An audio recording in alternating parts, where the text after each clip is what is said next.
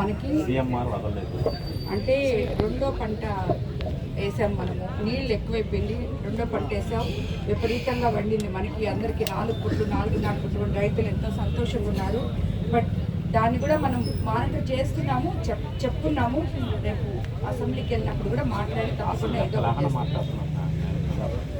మిల్లర్లని పిలిపించి మీటింగ్ పెట్టారే మన కలెక్టర్ గారు చేశారు.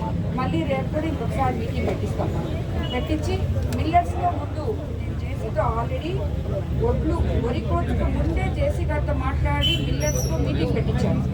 కొంచెం ఇదన్నా తగ్గకూడదు, ఈ ప్రైస్ అన్నా కంటిన్యూ చేయండి అని చెప్పి మళ్ళీ కూడా ఇంకొకసారి లేదు అది లేకుండా నేను మాట్లాడిపిస్తాను.